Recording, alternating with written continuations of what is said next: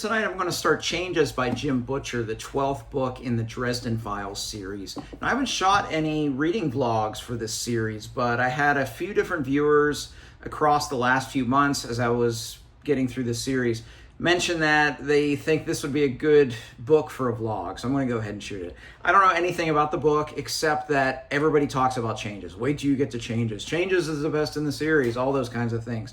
So I've been looking forward to this. The trajectory of the series just continues to rise for me. And my favorite so far is Small Favor, so we'll see if this eclipses that. But Changes, the name itself, I mean, there's some changes because all of the books have had two names, like two words, and they've each had the same number of letters, and this is the first time that it's different. So I'm curious to see. I'm guessing that there's going to be some big changes in the series. I have no idea what they're going to be. I didn't look at the back flap. I've kept blinders on because I just want to experience this 100% going into it blind. So I'll start that tonight. I don't know how many vlog entries I'll do. I don't know if I'll do one tonight. I'll just do one whenever I feel that it's warranted. But I was going to wait. This was supposed to be my August 1st read. It is the 30th of July, and I have to jump in. I'm so excited. This is my most anticipated book that I'm going to read the last half of the year. So I'm going to start it tonight, document it. I'll be back. Obviously, a vlog of this type, it's going to be spoilers. So from here on out, you've been... Super quick update because I want to keep reading. So 5 chapters in, Harry's got a daughter, Susan's back, and they blow up his office. And I laughed out loud at least a dozen times already. So it's so good to be back reading Dresden. But anyway, I'm back at it. Sorry for the short update, but I had to just kind of jump in right away because it happened quick. I mean, right away, just jumps right into the story. So more soon. So I read like 3 or 4 more chapters last night, and I'm really enjoying it. One of the things I really like so far is a lot of the characters have already popped up in this book, even though I'm less than 100 pages in. I mean, we saw Anastasia, we saw the Merlin, we saw from a distance Ebenezer McCoy.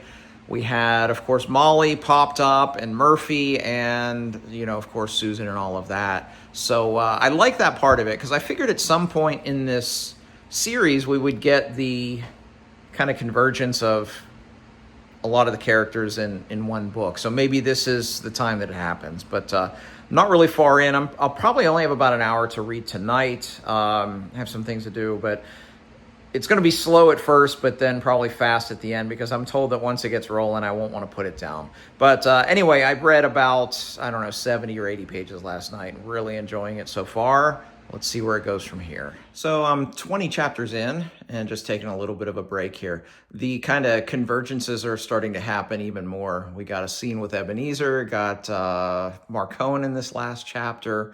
So a lot of things are kind of happening. Oh, and like a phone call with Kincaid and the archive. So like a lot of this is coming together really well. This thing hasn't let up. Like just when I thought, oh, we got a little bit of a break, you know, Harry goes through Never Never and we're in a field and oh, it's nice and peaceful. And then he has to fight these huge caterpillar type things.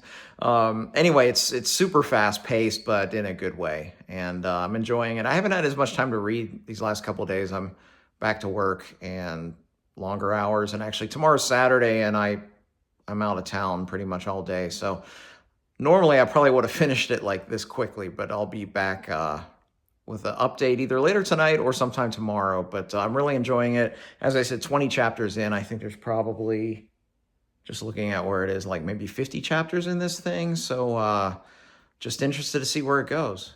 So it's Saturday afternoon. No, it's Sunday afternoon. Don't even know what day it is. I haven't read a whole lot this week, but that is not an indication of my enjoyment of this book. I'm really enjoying this book.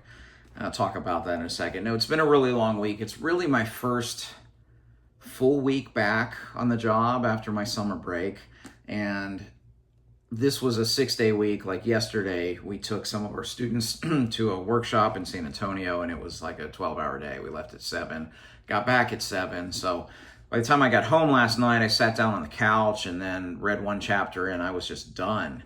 But that's not an indication of how much I'm enjoying this. One of the big things I'm enjoying most about this book so far is I've appreciated so much in previous installments how Butcher only includes secondary characters when they're needed. That's one of the things, even in some of the installments that I didn't think were very good, I thought that Butcher was always very reserved and he was very deliberate with when he put somebody in a story. He never put a secondary character into a story for a chapter or two just to keep them in your mind or whatever. He always put them there for a purpose. And sometimes you didn't see a character for several books, and that was okay. When they came back, you remembered who they were, and they were important for the story that they were telling. Well, with this book, there are so many of the secondary characters that are back. And it just, for me, it adds weight to the story because it's telling me, because I know the way that the author has written the previous 11 installments, it lets me know that they're here for a reason, and this entire story just feels monumental and a lot more important, and it feels like this is the story that the 11 books have been building up towards. I've talked in a lot of my kind of short reviews of these books how I've really appreciated kind of the layering effect of the world building. You know, early on we got like the intro, and then we got the werewolves, and then the vampire and the fae and all of that, and it layers. And I think it's come to the point now where everything's together and there's something important that's happening in this story. So I guess one of the good sides of not being able to read much this week is I've been able to think of that. Now that said, I'm going to finish this today. I'm around page 300 of the 550 pages of this horrible tall mass market paperback, which is literally the most uncomfortable shaped book to ever read. Anyway, the book itself is great, but I probably won't keep it because I don't like these tall mass market paperbacks. But anyway, I'm around 300 pages in. I'm going to finish it today. I will probably not do it in one sitting. I'm going to read some this afternoon, and then I'll probably finish up this evening, but I'll probably do a few updates along the way. But it feels like this story has come together as to be something very, very important.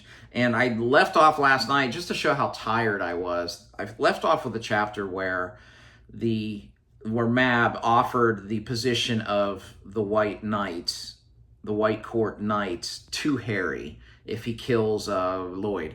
And I mean, huge scene, what's going to happen? And I was too tired, I had to go to bed, so I guess I'll find out real quick, and if it's something big, I'll probably pop right on. But anyway, this is a big moment for Harry. I haven't done an update for a while, but, you know, seeing him, first of all, he's been struggling kind of mentally and emotionally, just thinking about the character and what he's gone through, finding out he has a daughter and then that she's in trouble. And then beyond that, she's going to be a sacrifice that's not just her, but it's going to kill everybody who's a blood relation to her. So him, Thomas, and who knows who else might be part of that blood relation. So he has kind of the weight of the world on his shoulders. And typical Harry, in his dogged pursuit of all of this, you know, he's not sleeping, he's singularly focused, not taking care of himself. Just had the scene with the Ebes, which are horrible, but I enjoyed them. But he hurt his knee, and then his house gets burned down. I mean, my goodness. They blow up his office, now they burn down his house. And there was a nice little passage in there about just kind of the emotional wreckage of something like that can happen to you. But then he falls off the ladder and he has a broken back, so he's literally broken in, like, physically, mentally, emotionally right now. So he goes to Mab to get her help and becoming perhaps the White Knight so that she'll heal him. And I really hope he doesn't kill Lloyd and do this, because that will change him fundamentally. But I would understand if he does, because we see just what a horrible place he's in right now. And seeing Mab as potentially the lesser of all the evils. You know, he mentioned the Denarians or Lashio with the coin, but I still hope that he doesn't do this. You know, I'm thinking, like, is there a way that, like, Michael's sword can heal him or something? Anyway, so, like, this is a huge part of the story, and we'll see where it goes from here. But It's been a great book. I'm going to read the last half a lot faster than the first half, I'm sure. But anyway, I had to get an update in there, probably more today, and probably wrap it up tonight after I finish it. Well, I finished Changes last night, and wow. I didn't want to stop reading, and that's why I didn't interrupt and do any vlog entries for the last, I don't know, 250 pages. It was just so good, and there was so much going on. I mean, just from a sheer action standpoint, from the point that I think I left off was when we were wondering if Harry was going to take Mab's offer to be the Winter Knight. And then from there, my goodness, I mean, so much happened. But big picture overview here, the biggest thing that impressed me is this book is extremely hyped. Ever since I started Dresden, the only thing I've heard about is wait till you get to Changes, wait till you get to Changes. And in my experience, most of the time when a book is as hyped as much as this one, because that expectation is so sky high, it can't possibly reach the heights that people say it does. Well, this one does. My goodness, the ending of this was just so tremendous. So, I mean, and just when you think something huge happens, something even bigger happens. Like, I thought the biggest straw that was going to break the camel's back to make this great was finding out that Ebenezer was Harry's grandfather. And then the scene with Susan, I have the page here. I mean, the end of this next to last chapter, I used the knife, I saved a child. Broke up a little there. I won a war. God forgive me. I mean, that's going to sit with me for a long time. So strong, such heft in this book. The thing that really is impressive besides that, there's just so much that's really impressive. I'm so impressed with this one. Butcher's been really good at keeping a fast pace going throughout most of his books, but not making it less meaningful. Like, I've read a lot of fast-paced, usually in the thriller genre, where there's no heart, there's no depth, and it's just pace for the sake of pace. And I felt that so often in this series that when the pace was really cranking up, he still had these character beats and these character moments, and I feel that they all added up to just a feeling at the end of this book of just total connection with pretty much all of these characters, even the secondary characters. I think I mentioned in one of the previous vlog entries how I loved how all these secondary stories were converging, and it was almost like, okay, this is such a big story, this is so important, and that's why these secondary characters are here. And I felt to one of them, every time they were there, it was important. There was nobody in there that didn't fulfill an important role. Like, even just the brief appearance of Butters, and for a minute you thought he was dead, and I was kind of heartbroken because I love Butters. I mean, Polka never dies. But he served the role, and it made a whole lot of sense. You know, Harry was broken. Who are they going to take him to? But, like, the closest person they know from a doctor. I love the very end of this book. Even the penultimate chapter is, like, so ridiculously amazing with the passage that I just read.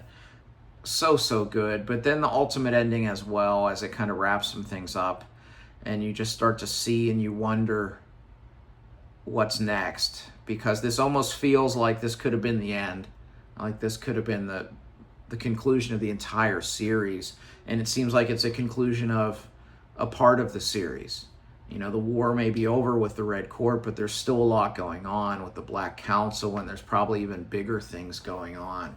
So I don't know where it's going to go next. This isn't a series that I've wondered about that, honestly, because one thing Butcher's done so far in the series through 12 books is each book has been mostly self-contained. The world building and the characters, it all layers upon each other, and it calls back to previous books. But like each book is wholly its own thing. So I haven't wondered until now what's going to happen next. Like, is Murphy going to take up the sword? How amazing was that scene with her? Someone put on the Discord that she almost stole the entire scene, and in many ways she did. So is she going to take up the sword? Because it looks like her days on the police force are done with. You know, what is Harry's existence going to look like going forward? I mean, we left him in a state that may have you worried, but, you know, I know there's 5 more books, but what's it going to be like for him in the role of Winter Knight? I think Ebenezer gave him some sound counsel at the end there, saying that he can still do the job and still be who he is. But it's going to be interesting to see that, because we have seen a lot of times in this series just darkness with Harry. Probably the darkest scenes were in this book. But, man, incredible book. I'm so glad this lived up to the hype, because everybody was telling me, oh, it's going to be amazing. I'm so excited you're reading it. It's going to be your book of the year, all of this stuff. And I was worried that I would finish this book and be like, yeah, it was good. Not my favorite. I mean, this is by far the best of the 12 books. I don't think there's any question that this is the best book of the series so far. And it is a strong contender for my book of the year. I mean, this had everything. But the connection of the characters is very significant for me at this stage of the series. And I think just 12 books living with Harry, you know, I've come to accept his faults, and I do enjoy him as a character, warts and all. I love the little scene where he, you know, he's narrating, and he just mentioned that he had to save the woman that was on the altar, and how Murphy looks at that as him just being a misogynist or a creep or whatever. And that's honestly how I felt about Harry for a lot of times. But warts and all, it's like, I think he's a character that does have a good heart, and we'll see where it goes forward with the next book. So Ghost Story is next. I will be starting that on audio this week. I can't wait to go in, and I do plan on getting caught up in the series by the time that 12 Months comes out. I think in January, I think is what I remember that's coming out. But I'm so glad that, you know, I just trusted so many of the people that talked about this series to me most, which would be Kyle and Jake and Derry, and they all said that, you know, it's worth the ride, and it'll get to a point where it's really, really good. Well, we've gotten to this point because this is a strong contender for my book of the year.